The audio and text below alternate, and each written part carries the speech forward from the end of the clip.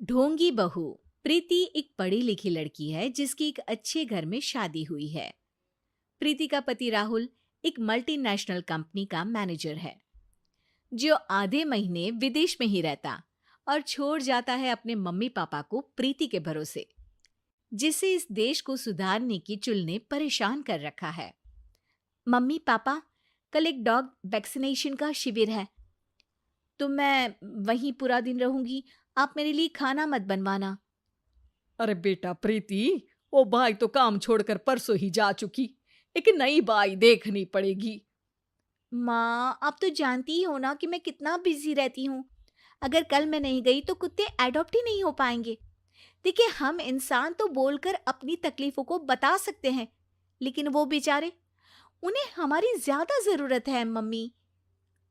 अरे बोल के भी हम क्या हासिल कर पा रहे हैं। अब ठीक है बेटा, तू जा, मैं खाना बना लूंगी। ऐसा पहली बार नहीं हो रहा था।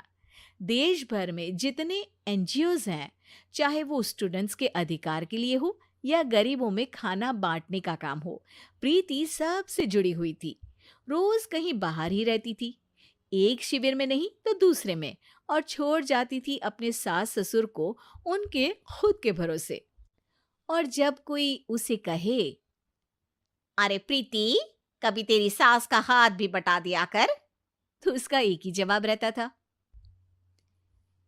देखो, हम लोगों को तो सब कुछ घर बैठे मिल जाता है। अगर आज मैं इस शिविर में नहीं गई तो पता नहीं कितने लोग सड़क पर आ जाएंगे। प्रीति को समझाना संभव ही नहीं था, और ये बात उसके सास ससुर भी मान चुके थे। इसलिए सुबह सुबह सास ही किचन में खाना बनाने जाती है और देखती है कि घर में सब्जियां खत्म है। अरे प्रीति बेटा, सुन तो जरा। क्या हुआ मम्मी? मुझे बहुत लेट हो रहा है, और आप तो जानते हो ना कि अगर मैं इस शिविर में नहीं गई तो। हाँ हाँ, कुत्ते अडॉप्ट ही नहीं हो पाएंगे, सब जानती हूँ। अरे पर घर में सब्जियां खत्म हो गई है। अरे जब तू वापस लौटे ना तब लेकर आना, ठीक है बेटा। ठीक है मम्मी, अ, चलिए मैं चलती हूँ। और हर बार की तरह प्रीति अपनी पार्टीज और आफ्टर पार्टीज में इतनी बिजी रह गई कि सामान लाना ही भूल गई। बात केवल सब्जियों की नहीं थी, लेकिन प्रीति हर रोज किसी नए शिविर में निकल जाती थी, अपने सास ससुर को अकेला छोड़कर। एक हफ्ते बाद प्रीति के ससुर जी के हाथ में दर्द होने लगा। अरे बेटा प्रीति, पापा जी के हाथ में बहुत दर्द हो रहा है। आज इनको डॉक्टर के पास लेकर जाना पड़ेगा।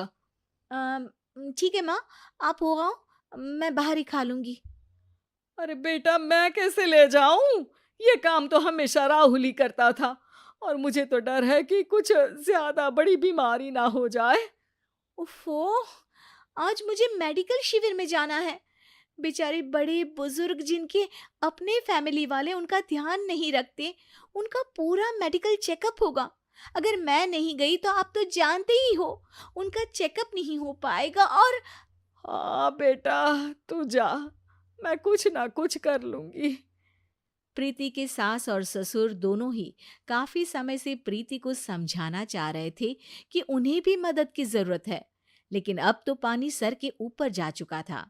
उधर प्रीति शिविर में पहुंचकर सबसे मिल रही थी।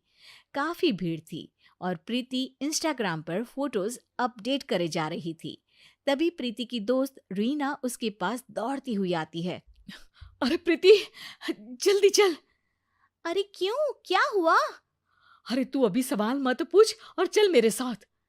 प्रीति रीना के साथ जाती है तो देखती है कि गरीब बुजुर्गों की लाइन में प्रीति के सास ससुर भी खड़े हैं। प्रीति को समझ में नहीं आता कि ये क्या चल रहा है।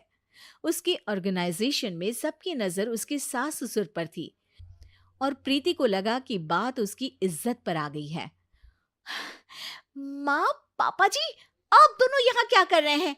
आप तो जानते हो कि ये शिविर गरीबों की मदद करने के लिए बनी है, और आप इसका मजाक उड़ा रहे हैं इस तरह से लाइन में खड़े होकर। अरे बेटा, हम भले ही गरीब ना हो, पर जरूरतमंद तो है ही। हमारा भी कोई ध्यान रखने वाला नहीं है।